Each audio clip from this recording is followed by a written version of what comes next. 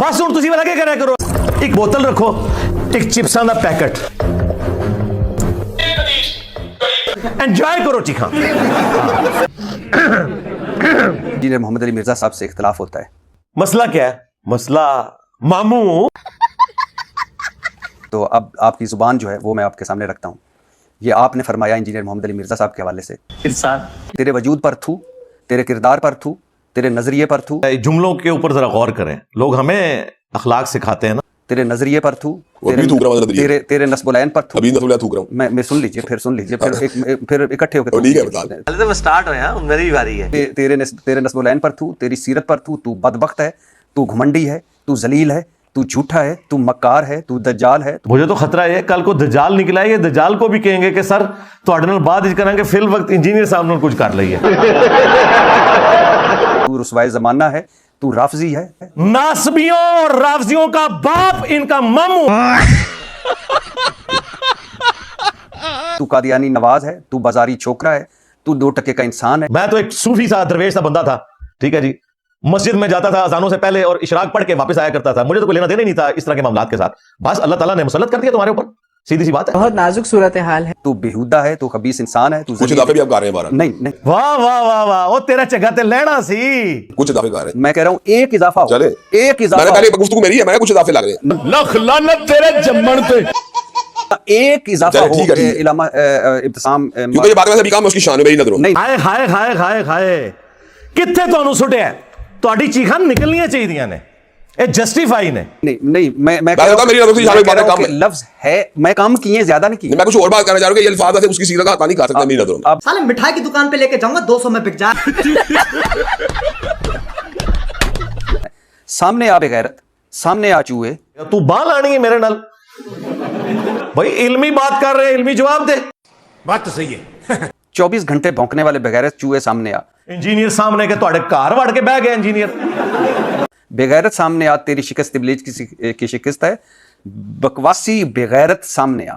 और उससे बड़ी बात मैंने की थी कि भाई अब पुरानी बातें हो गई कि इंजीनियर साहब बाहर मजमू में नहीं निकलते। इंजीनियर तुहाडे करेंज बढ़ गया, तुहाडे मोबाइल बढ़ गया, तुहाडी बैटरी बढ़ गया। वो देखे कितने मौलवियों की वीडियोस आई हैं कि जी पीरों के बच्चे गिरबान पकड़ रहे हैं इंजीनियर की वजह से। तो अल्लाह का शुक्र अदा करो कि हम अंदर ही बैठे हुए हैं, बाहर निकले बगैर तुम्हारे घरों में चले गए। बाहर निकला है तो तुम्हारे लिए और मुसीबत हो जाएगी। तो इसी मुसीबत के ऊपर, इसी तनख्वाह के ऊपर गुजारा करो। ये बड़ी अच्छी बात कही आप। मिंबर रसूल पर बैठकर, मस्जिद में बैठकर ये सारी आपने गुफ्तगू की। पुरानी आदतां ने ना जी, पोतड़ियां दे विगड़े ने। और मैं माजरत चाहता हूं, मैं ऐसे अल्फाज इस्तेमाल नहीं करता, मेरे लिए आप काबिल एहतराम है, लेकिन ये बाजारी जुबान और घटिया किरदार कुशी। अभी तो मैं आपके बुजुर्गों की, हाँ उनके बुजुर्गों की जुबान भी अभी आपको बताता हूं। हो सकता है किसी को वहां आए कि ये बाद वाले लोग जरा खराब हो गए, पुराने ठीक से पुराने ते अल्लाह माफी दे, तौबा तौबा तौबा करो। क्या आपको यही कुरान ने सिखाया? क्या आपको यही दीन ने सिखाया? और क्या यही रसूलुल्लाह सल्लल्लाहु अलैहि वसल्लम का उसवा हसना है? हाय मैं सदके जावा। रसूलुल्लाह का उसवा ये था कि जो बंदा अखलाक के दायरे में, जो बंदा तहजीब के दायरे में, जो बंदा तालीम के दायरे में, दलील के दायरे में रह के बात करे, मुझे उससे वही सलूक करना चाहिए। ਤੁਹਾਡੇ ਵੱਡੇ मरे हुए बुजुर्ग भी साडे अगे अल्लाह दे फजल नाल फेल ने इल्मी तोड़े, तुसी ते शाह ही कोई नहीं हो। जो बंदा सैयदना अमीर मुआविया, सैयदना अमर इब्न लास, सैयदना मुगीरा इब्न शोबा के कंधों के ऊपर जो है खंजीर के कदम को रखने की बात करे, तेरे मुंह जवाबी।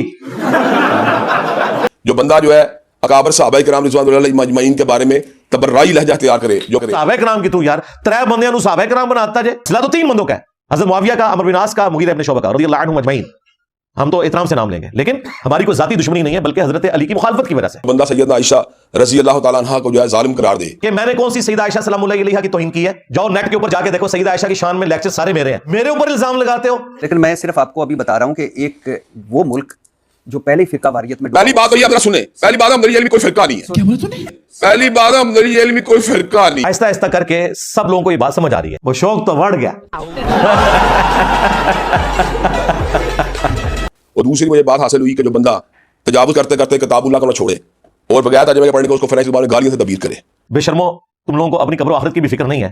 जो चीज मैं कुरान की फेवर में बोल रहा था, उस चीज को तुमने मेरा नेगेटिव पॉइंट बनाकर पेश करने की कोशिश की। हालांकि इन्हें पता है कि ऐसा नहीं हुआ, पूरे कॉन्टेक्स्ट में बात चल रही थी। मैंने कहा था कि देखें, अगर आपका कोई दोस्त फ्रांस में गया हो और वहां से आपको फ्रेंच लैंग्वेज में कोई खत लिखे, तो आप कई एक लोगों से राब्ता करेंगे कि उसकी ट्रांसलेशन करवाएं, पता लगे कि डॉलर ही ना भेजे उन्होंने, यूरो ही ना भेजे हो, لیکن آپ اللہ کی کتاب کو اتنی اہمیت بھی نہیں دیتے جتنی اہمیت ایک دوست کے خط کو دیتے ہیں. اور پھر میں نے تفنن کے طور پر ہمارے پنجاب میں ایک لطیفہ سنایا جاتا ہے جو اگلے دن مفتی حنیف قریشی صاحب نے بھی اپنے جلسے میں وہ لطیفہ سنایا ہے.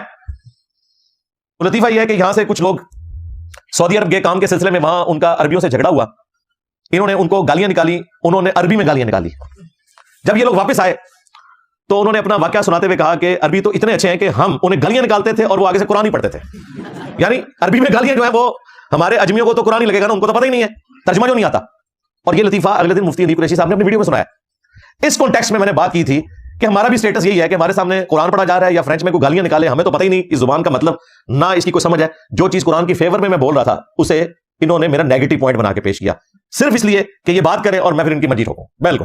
اور جو بندہ نبی کریم صلی اللہ علیہ وسلم کے بارے میں بات کرے کہ ان کے بارے میں علماء یہود یہ بات ہے بلا دلیل کہ وہ کہتے تھے, اور فتن کا ترجمہ لڑکے کی بجائے چھوکرا کرے صرف اپنی انانیت کو تسلیم پہنچانے کے لیے.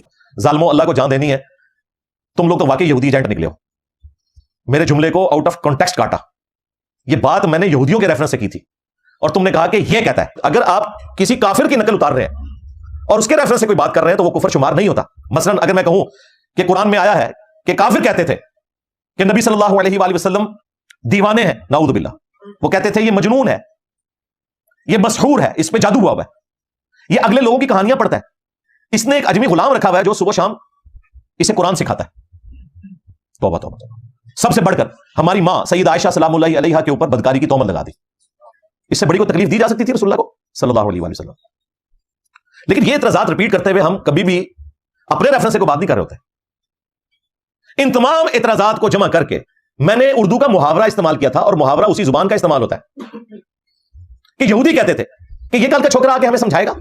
تو چیزوں کو ایڈریس کرنے کے لیے بعض اوقات ایسے الفاظ استعمال کرنے پڑتے ہیں جو اس زبان کے محاورے میں ہوتے ہیں, بجائے یہ کہ میں یہ ساری گالیاں الگ الگ ذکر کروں, نعوذ باللہ, جو نبی اسلام کو دیتے تھے کہ دیوانہ ہے, پاگل ہے, جادو زدہ شخص ہے, اگلے لوگوں کی کہانیاں پڑھتا ہے, اجمی غلام رکھا ہوا ہے. اس کی بجائے میں نے یہ اسے سمجھ کہ وہ یہودی کہتے تھے کہ یہ کل کا چھوکرا ہمیں آ کے سمجھائے گا. پھر اللہ تعالیٰ کی یاری مدد ہمارے ساتھ آ گئی. ہائے ہائے ہائے. خلیل الرحمان جاوید صاحب حافظہ اللہ تعالیٰ, جو اہل حدیث کا فیس ہے میڈیا کے اوپر, ان سے سوال ہوا, دیوبندی تنگ کرتے تھے اہل حدیثوں کو, تو انہوں نے کہا کہ یہ کوئی نئی روش نہیں ہے. جب جب کسی قوم میں اس کے پیغمبر نے آ کر دعوت توحید پیش کی تو وہاں کے بڑے بوڑھے سامنے آ جاتے تھے اور وہ کہتے تھے کہ ہم نے داڑیاں کیا دھوپ میں سفید کی ہے, یہ کل کا چھوکرا آ کے. دنیا میں آنے والے ہر پیغمبر کے ساتھ اس کی قوم نے جو پہلا اعتراض کیا بنیادی وہ یہی تھا کہ ہمارے باپ دادا پاگل تھے, انہوں نے کیا داڑیاں دھوپ میں سفید کی تھی, کیا ان کو کچھ پتہ نہیں تھا, یہ کل کا چھوکرا آ کر ہمیں یہ سمجھانے لگا ہے دین, یہ کل کا چھوکرا آ کر ہمیں یہ سمجھانے لگا ہے دین. ہائے ہائے, 1,24,000 انبیاء انہوں نے چھوکرا کیا.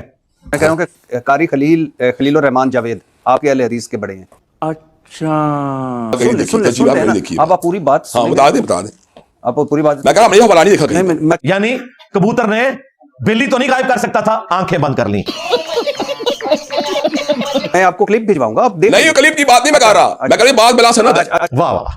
اس دن دائیں مرے پیج کٹاؤ نہ ہوتے تھے 295C نہیں کرتی, وہ تو کافروں کے ریفرنس سے بات کر رہے ہیں, اور میں نے تو یہودیوں کے ریفرنس سے نبی اسلام کے بارے میں محاورتاً کی بات کی تھی. اس نے 1,24,000 پیغمبروں کے بارے میں بات کی. اس نے کہا جب جب کوئی نبی اپنی قوم میں آتا تھا تو وہ بڑے بوڑھے کہتے تھے ہم نے داڑیاں دھوپ میں سفید کی ہیں, یہ کل کا چھوکرا آ کے ہمیں سمجھائے گا. اس لیے کہ وہ اردو سپیکنگ ہے. میں پنجابی ضرور ہوں لیکن میں نے الحمدللہ جس طرح قرآن و سنت میں مہارت حاصل کیا نا, میں نے اردو زبان میں مہارت حاصل کی ہے, شستہ الفاظ بولنے پہ ایک ایک چیز سیکھی ہے. تو جو اہل زبان ہے وہ سمجھتے ہیں کہ میں جو لفظ استعمال کر رہا ہوں کیا وہ ڈکشنری کے مطابق غلط ہے یا صحیح ہے. الحمدللہ ایک ایک چیز ڈکشنری کے مطابق بھی درست, قرآن و سنت کے دلائل میں بھی الحمدللہ درست.